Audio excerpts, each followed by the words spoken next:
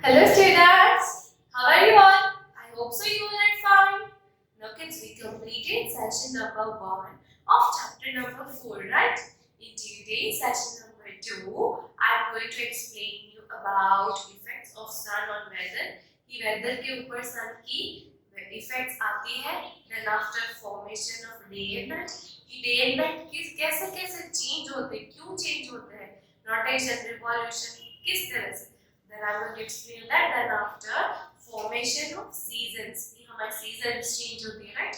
वो किस वे में मतलब क्यों change होती है, किस तरह से change होती है. तो ये session में in this session I am going to explain all the things about these things. But before I start explaining about all these things, let me revise all the things about last session. Last session में हम लोगों ने क्या किया था? I explained you vocabulary words and the meanings, right? चलो फटाफट revise कर ले. First of all, vocabulary words. Number 1, weather. Number 2, formation. Number 3, seasons. Number 4, autumn. Number 5, breeze. Number 6, gale. Number 7, storm. Number 8, evaporation. Number 9, condensation.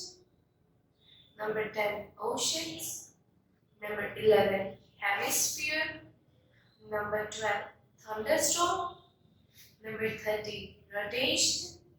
Number 14, revolution. And number 15, orbit. Now, meaning. Number 1, evaporation. The process of a liquid changing or being changed into a gas. Number 2, condensation. The process of a gas changing to a liquid. Number 3, breeze. A gentle wind is called breeze. Number 4, gale. A strong wind is called a gale. And after number 5, storm. A very strong and powerful wind with rain is called storm. Clear? Would you revise the Now let's begin today's topic. Topic number 1, effects of sun on weather. कि weather में sun की effects कैसे पड़ती है. Now the sun is the main source of heat and light on earth. हमारे अर्थ का main source कौन है लाइट और हीट का? sun. Sun is the main source of heat and light on earth, right? sun की वजह से हमें heat भी मिलती है और light भी मिलती है. मॉर्निंग के टाइम पे, इवनिंग के टाइम पे हमें सन की वजह से हमारे घर पे लाइट भी नहीं करनी पड़ती है, राइट? अगर सोचो सन नहीं होगा तो हमारे एटमॉस्फेयर में जो हीट है कि हम एक एटमॉस्फेयर में स्टेबल रह पा रहे हैं, राइट? अगर सन की हीट नहीं होती तो ये जो हमारा अर्थ है वो बहुत ही ठंडा, बहुत ही कोल्ड होता, इतना कोल्ड होता कि वी कैन नॉट सर्वाइव. हम कहीं पे आउट ऑफ इंडिया जाते हैं कोई भी प्लेस पे, जैसे लंदन, यूएस के वहाँ पे, तो वहाँ पे यहाँ पे इंडिया की ठंडी से थोड़ी ज्यादा ठंडी होती है, राइट? क्योंकि वहाँ पे जो सन की रेज आती है वो थोड़ी सी कम आती है, उस वजह से वहाँ पे ज्यादा होती है. बट सोचो कि अगर वहाँ पे ज्यादा है, वहाँ अगर सन की हीट ही नहीं होती तो अर्थ का टेम्परेचर कितना हाई होगा, मतलब कि वी कैन नॉट सर्वाइव, उतनी ठंडी होती है. तो sun is the main source of heat and light on earth, right? कि सन की वजह से हमें हीट मिलती है, इस वजह से ठंडी कम है, और लाइट भी मिलती है, लाइट हमें मिलती है, उस वजह से क्या होता है कि लाइट जो होती है उसके थ्रू हमें कोई भी ल्यूमिनस या नॉन ल्यूमिनस थिंग्स होती है उसको हम इजीली देख सकते हैं. Clear? Then after without the sun life would not be possible on earth. कि अर्थ में सन अगर नहीं होता है तो हमें यहाँ पे लाइफ पॉसिबल ही नहीं होती. जैसे कि मैंने बोला सन की वजह से हमें लाइट मिलती है, राइट? लाइट मिलती है तो हमें सारी की सारी चीजें विजिबल होती है. हीट मिलती है ताकि कोई भी वाटर है वो कोल्ड ना हो जाए, मतलब फ्रीज ना हो जाए. ये टेम्परेचर जो हमारे अर्थ का होता है वो बैलेंस रहता है, राइट? समझाणो किड्स की અર્થમાં જે સનની લાઈટ આવે છે આપણા માટે કેટલી ઇમ્પોર્ટન્ટ છે. સનની લાઈટ અગર આપણામાં નો આવે તો આપણે શું કરીએ, આપણે સર્વાઈવ જ ન કરી શકીએ, એટલી ઠંડી હોય. હમણાં વચમાં થોડા દિવસ પહેલા એટલી ઠંડી હતી કે આપણે લોકો બે બે ત્રણ ત્રણ બ્લેન્કેટ ઓઢીને સૂવું પડતું હતું, રાઈટ?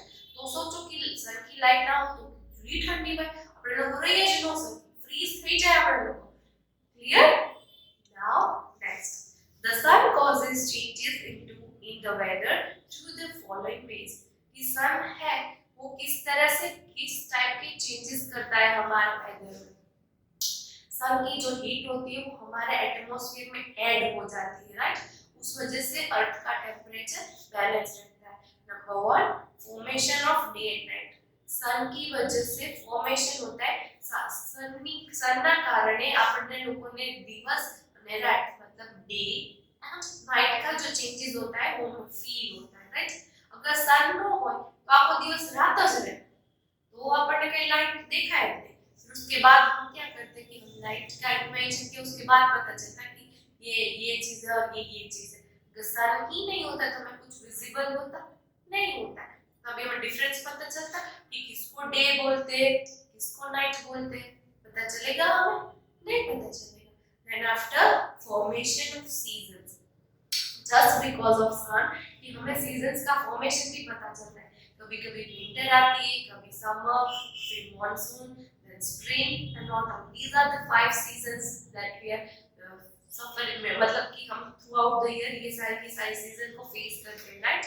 तो ये just because sun is present on our earth. Then after formation of wind, कि wind की formation भी change होती है just because of sun. कि sun की heat ज्यादा होती है तब गर्म हवा आती है, sun की heat कम होती है तो ठंडी हवा होती है. जैसे कि मैंने आपको क्या बोला था vocabulary words में, gale, breeze, storm, thunderstorm. These are the different types of winds. की this is happen just because of sun. कि sun की वजह से ये सारे के सारे changes हम feel कर सकते हैं atmosphere में, right. Then effect on water. Even water में भी इफेक्ट आती है. सन की हीट की वजह से हमारे एटमॉस्फेयर में इवापोरेशन होता है. इवापोरेशन होता है तो वाटर साइकिल की पूरी वाटर साइकिल होती है, राइट. ये हमारे अर्थ में रेन आती रहती है. सोचो अगर रेन नहीं आती तो हमें पानी मिलता नहीं मिलता. तो रेन आती है जस्ट बिकॉज सन पानी को हीट अप करता है, गरम करे અને એમાંથી સ્ટીમ નીકળે અને ઉપર સ્ટીમ જઈ અને ઇવાપોરેશન પ્રોસેસ કન્ટિન્યુ થાય છે. એટલે આપણને લોકોને સનનું બહુ ઇમ્પોર્ટન્સ છે. ક્લિયર? તો ये सारी चीजें हम डेप्थ में करेंगे आज. तो topic number 1, formation of day and night. ये डे एंड नाइट का फॉर्मेशन कैसे चेंज होता है. The earth rotates about its axis.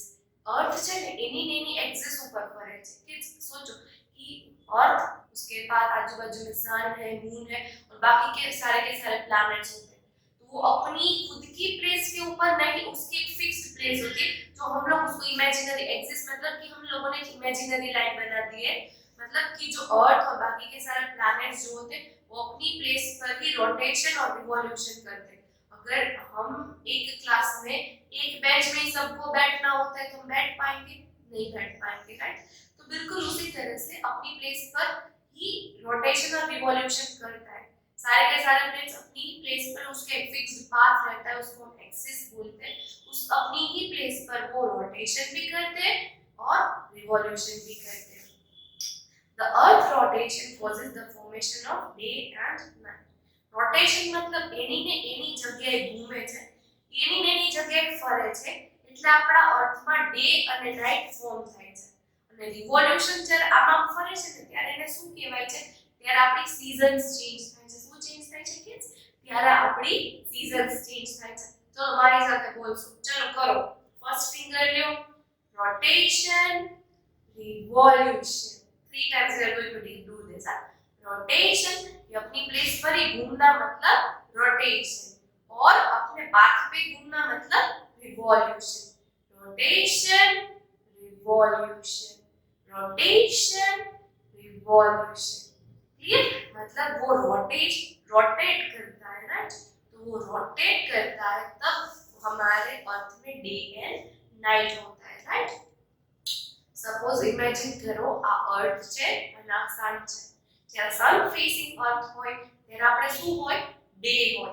तब हमारे अर्थ में क्या होता है, डे होता है. वो रोटेट करके धीमे धीमे धीमे अपनी साइड चेंज कर देता है. तब क्या हो जाता है, नाइट हो जाती है. क्या हो जाता है किड्स, नाइट हो जाती है, सन तो अपनी प्लेस पर ही होता है। Just because our earth is revolving and rotation भी करता है और रिवॉल्यूशन भी करता है, उस वजह से हमारे अर्थ में सीजन्स भी होती है और डे एंड नाइट भी चेंज होता है। आटलू समझाई गયું clear kids? Now day, the side of the earth facing the sun has day side.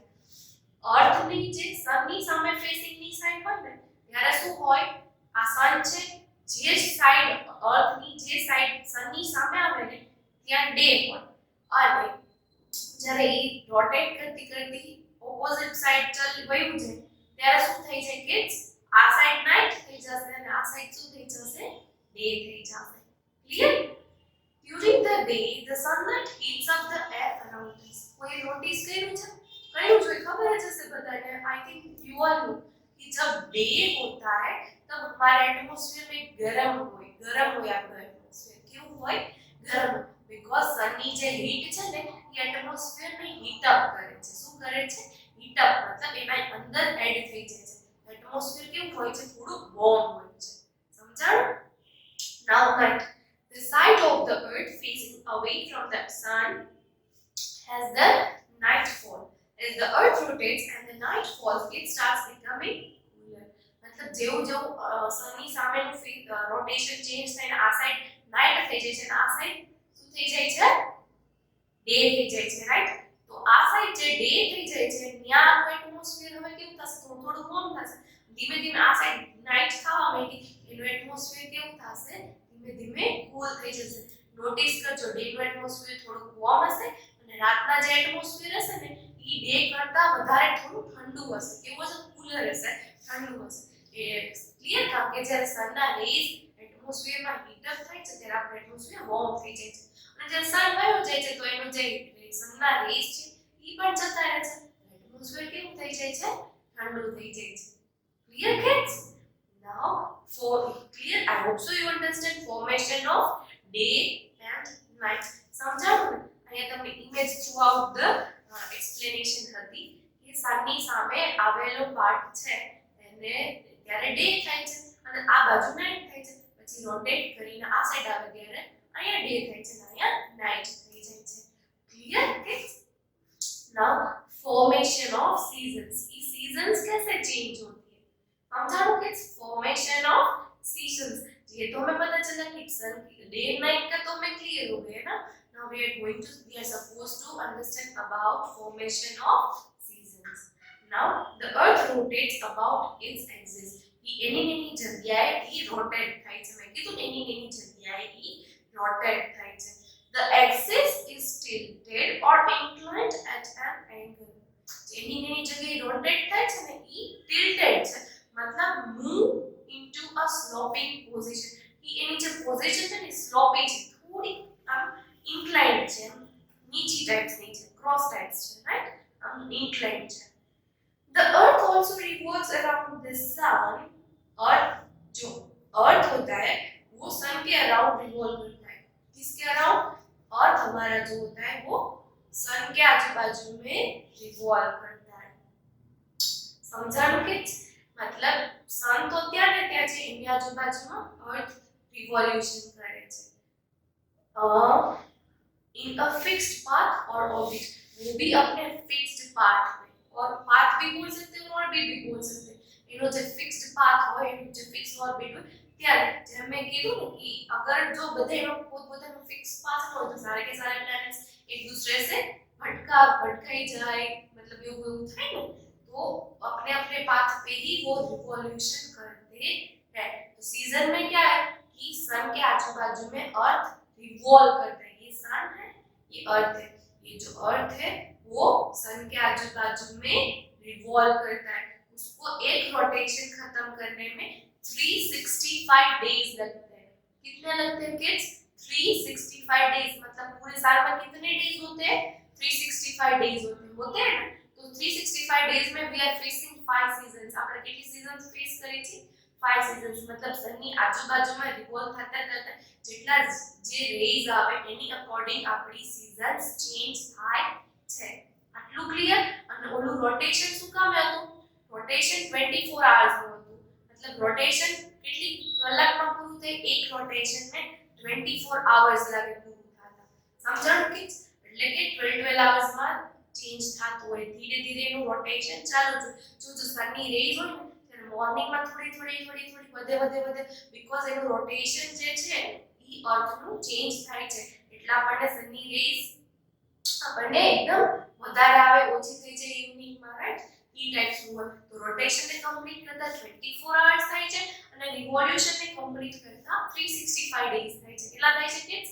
365 days. This much clear kids? Now as the axis of the earth is tilted, different parts of the earth receive different amount of light. वो अर्थ की जो axis होती है वो tilted है, मतलब incline में है, थोड़ा स्लोपी है, उसकी वजह से हमारे अर्थ में जितनी लाइट पड़ती है वो डिफरेंट अमाउंट में पड़ती है. किस तरह से पड़ती है? डिफरेंट अमाउंट में पड़ती है. किड्स, आपको मैं आपके सामने हूँ, तो आपको इतनी हाफ दिख रही है, तो अभी मैं थोड़ी सी नीचे हो जाती हूँ तो आधी दिखूंगी, आधी धीरे धीरे जितना जिसके सामने होता है उतना ही विजिबल होता है, राइट? सपोज सन की रेज जो होती है, જે અર્થની સામેનું જે પાર્ટ હોય એની સામે એટલું ही रिसीव करे. अगर सन की रेज इतने में ज्यादा आती है तो आजू बाजू में सिर्फ उसके रेज ही जाते हैं, तो वहां पे क्या होता है? उस सन वहां पे ठंडी बहुत ज्यादा होती है. क्या होती है किड्स? ठंडी बहुत ज्यादा. सन के सामने जैसा जितना पार्ट आएगा वहां पे बहुत ज्यादा गर्मी होगी. सन के आजू बाजू में अगर कोई भी कम रेज आ रहे हैं, उसके सामने नहीं आ रहा है, और वहां पे क्या होगा? वहां पे सन की रेज कम जाएगी और वहां का एटमॉस्फेयर कैसा होगा? ठंडा होगा. समझाणु किड्स? શું કહું છું कि सपोज घरे टॉर्च हो ना, टॉर्च किड्स, टॉर्च के सामने बॉल रखना. क्या रखोगे? टॉर्च के सामने बॉल रखोगे बड़ा वाला. तो टॉर्च की रेज कहां पे, कौन से पार्ट में ज्यादा उसके रेज आ रहे हैं और कौन से पार्ट में जरा से भी रेज नहीं आते.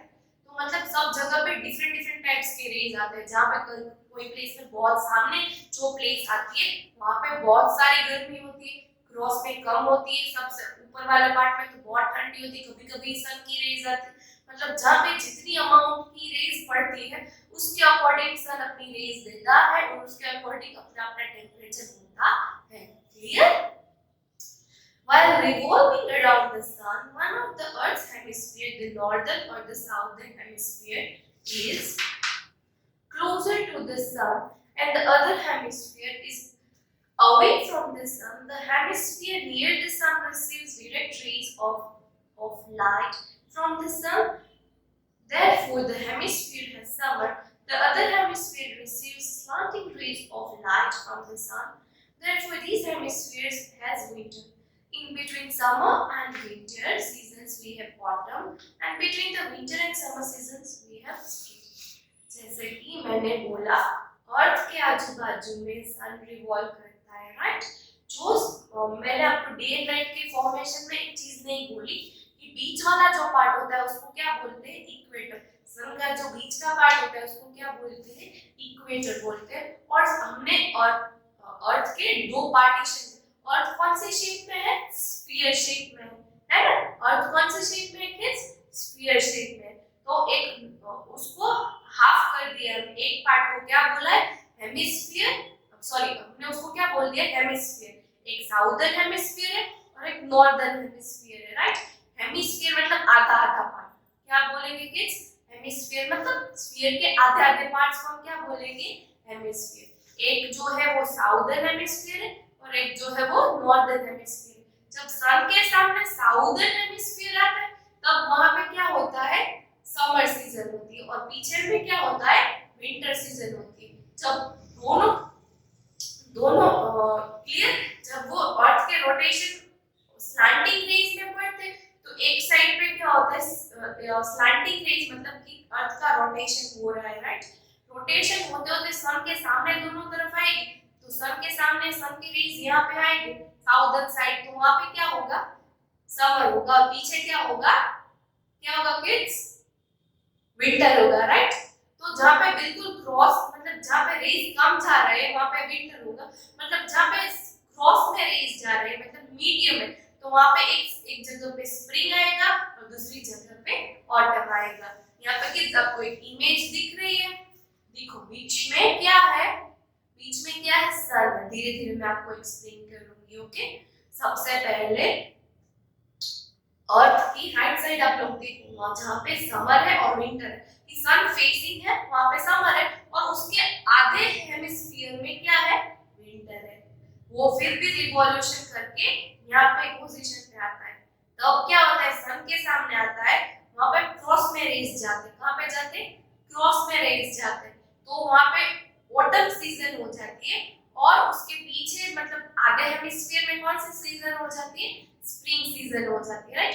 फिर अगेन वो रिवॉल्यूशन कर रहा है, अर्थ के सामने आ रहा है, अगेन क्या होगा, अर्थ के सामने जो पार्ट आ रहा है वहां पे समर आएगा और पीछे के पोर्शन में क्या आएगा, विंटर आएगा। जो सामने सामने होता है वहां पे जो समर था तब यहाँ पे वो विंटर आएगा, वहां पे विंटर था वो यहाँ पे समर आ जाएगा। देन आफ्टर अगेन रिवॉल्यूशन हो रहा है और स्लैंटिंग में रेज आ रहे हैं, तो जो पीछे की साइड स्प्रिंग थी वो आगे की साइड में आके ऑटम हो जाता है और पीछे की साइड में क्या हो जाता है, स्प्रिंग हो जाता है। क्लियर, इस तरह से हमारी सीजन्स चेंज होती है। समझाणो कि सीजन्स केवी रीते चेंज થાય, little bit it is tougher, but एक बार please read the books page number 237 and 238।